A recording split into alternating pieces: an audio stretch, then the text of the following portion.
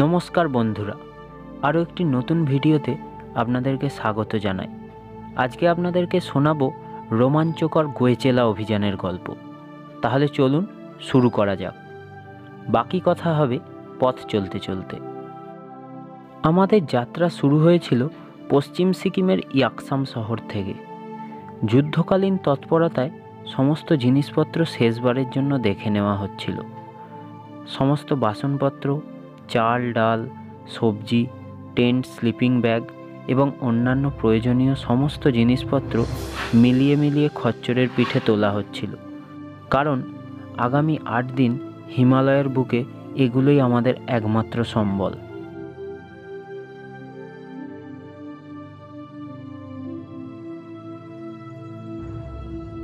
গোয়েচেলা হলো ভারতের সিকিম রাজ্যের গ্যালসিং জেলায় অবস্থিত একটি পর্বত গিরিপথ।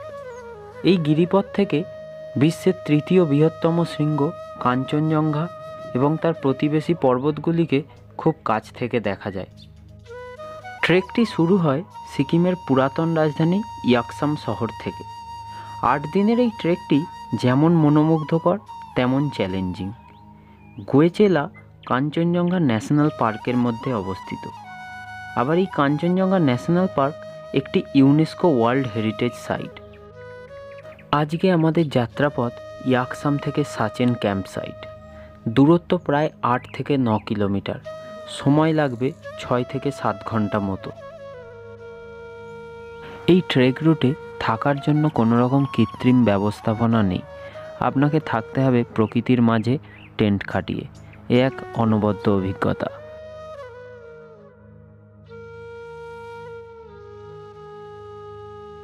আমাদের আজকের ক্যাম্পসাইট সাচেন ক্যাম্পসাইট। উচ্চতা সমুদ্রপৃষ্ঠ থেকে 7400 ফুট।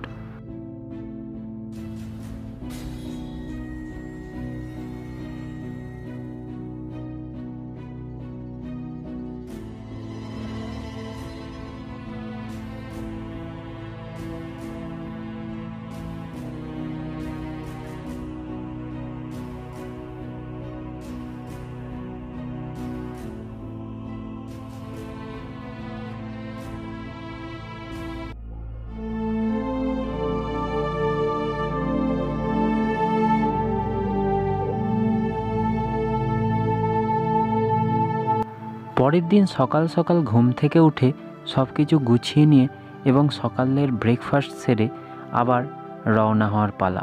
হিমালয়ের বুকে এ যেন এক যাযাবর জীবন। এই ভিডিওতে আপনাদেরকে এই ট্রেকের খুঁটিনাটি সমস্ত তথ্যই জানাবো। কিভাবে এখানে আসবেন, কোথায় থাকবেন, কোন গাইড বা কোন এজেন্সি মারফত আসবেন, সমস্ত তথ্য পাবেন এই ভিডিওতে। ইয়াকসাম আসতে হলে আপনাকে সর্বপ্রথম আসতে হবে নিউ জলপাইগুড়ি রেল স্টেশনে, এবং নিউ জলপাইগুড়ি রেল স্টেশন থেকে গাড়ি ধরে একদম সরাসরি ইয়াকসাম। সময় লাগবে 6 থেকে 7 ঘন্টা মতো। ভাড়া পড়বে মাথাপিছু 1000 থেকে 1200 টাকার আশেপাশে।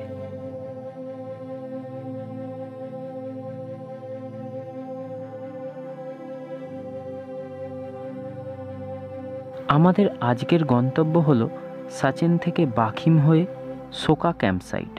দূরত্ব প্রায় 9 কিলোমিটার।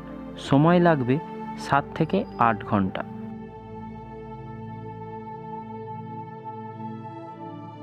প্রকৃতি এখানে খুব খামখেয়ালি। কখন সূর্যের আলো, আবার কখন মেঘে চারিদিক ঢেকে গিয়ে বৃষ্টিপাত। আপনি নিমেষের মধ্যে বুঝতেই পারবেন না কখন কি ঘটছে। সুতরাং আপনাকে সবসময় হাতের কাছে রেনকোট এবং ব্যাগের রেন কভার রেডি রাখতে হবে। আমাদের সাথেও ঠিক এমনটাই ঘটেছিল। আমরা প্রায় বৃষ্টিতে ভিজতে ভিজতেই অবশেষে পৌঁছেছিলাম বাখিমে।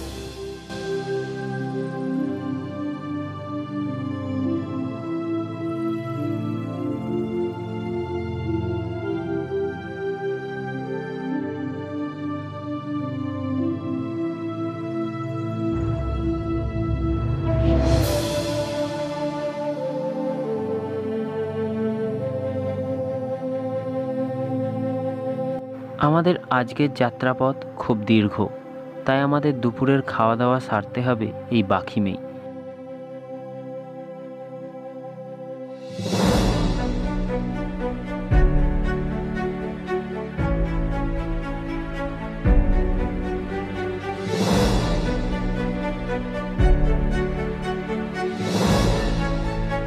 বাখিম থেকে খাওয়া দাওয়া শেষ করে আবার শুরু হবে পথ চলা। আজকের পথ প্রথম দিনের থেকে একটু বেশিই খাড়ায় এবং প্রথম 3 দিনের যে যাত্রাপথ এই পুরোটাই পুরোপুরি জঙ্গলে ঢাকা।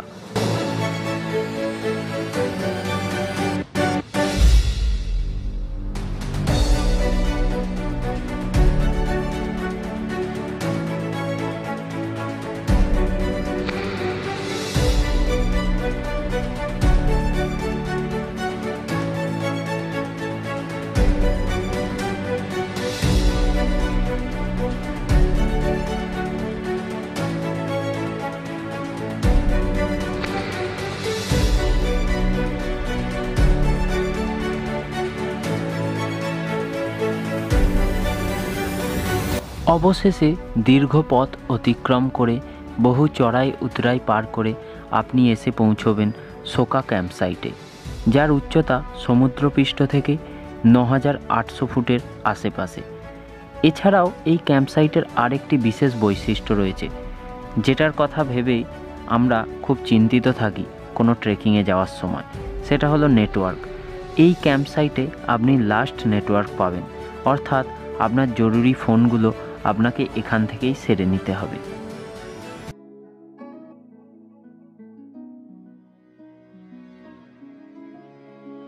সারাদিনের ক্লান্তির পর সন্ধেবেলায় চা পকোড়া আর রাত্রিবেলায় ভাত, ডাল, সোয়াবিনের তরকারি এবং পাঁপড়, এক কথায় অমৃত সমান মনে হবে। এছাড়াও বন্ধুদের সাথে আড্ডা তো রয়েছেই। এভাবেই সন্ধ্যা 7টা-8টার মধ্যে আপনাদের খাওয়া মিটিয়ে নিয়ে টেন্টে শুয়ে পড়তে হবে, কারণ পরের দিনের পথ আরও কঠিন। ভোর ভোর উঠে আপনাকে আবার যাত্রা করতে হবে ভবঘুরের মতো।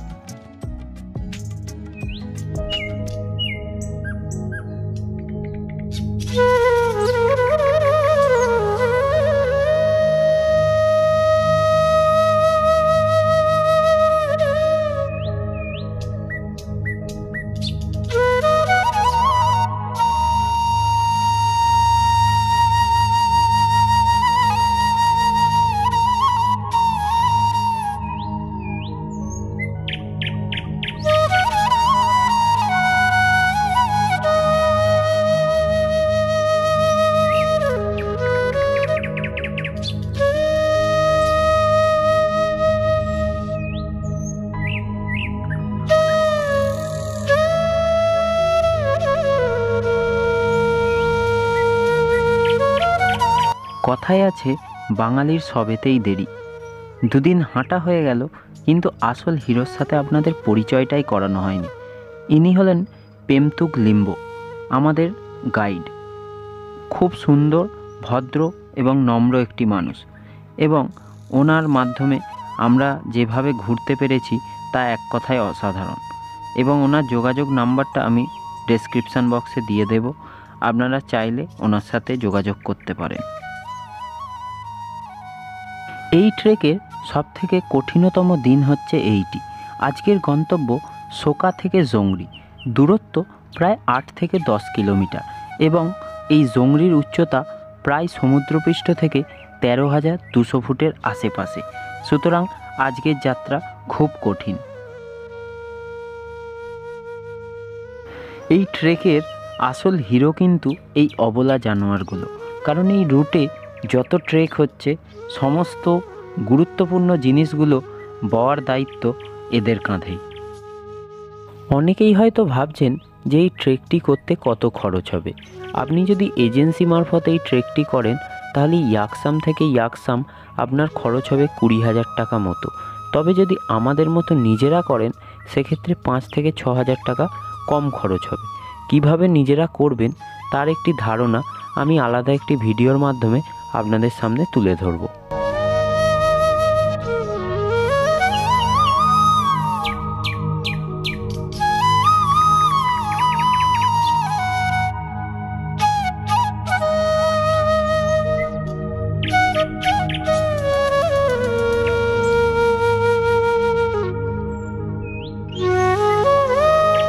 দীর্ঘ পথ অতিক্রম করে আপনি এসে পৌঁছবেন ফেডাংয়ের এই মাঠে। এখানে দুপুরের খাওয়া দাওয়া সেরে নিয়ে আবার আপনাকে হাঁটতে হবে। ঘন্টা 2-3 হাঁটার পরে আপনি এসে পৌঁছবেন দেওরালি টপে এবং সেখান থেকে অনেকটা নিচের দিকে নেমে গিয়ে আপনি পৌঁছবেন জংরি ক্যাম্প সাইটে।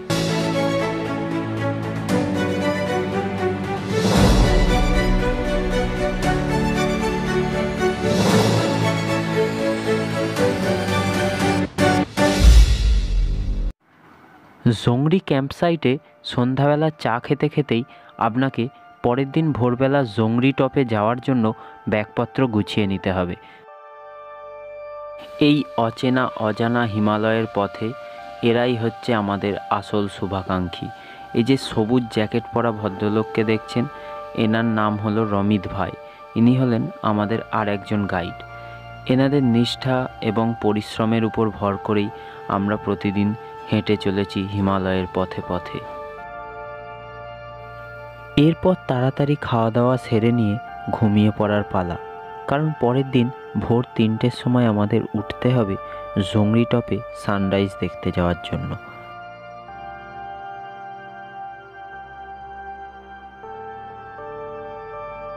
ভিডিওর পরবর্তী অংশ আসবে দ্বিতীয় খণ্ডে। যদি ভিডিওটি ভালো লেগে থাকে তাহলে লাইক করবেন এবং বন্ধুদের সাথে শেয়ার করবেন এবং পরবর্তী অংশটি দেখার জন্য চ্যানেলটি সাবস্ক্রাইব করে পাশে থাকবেন।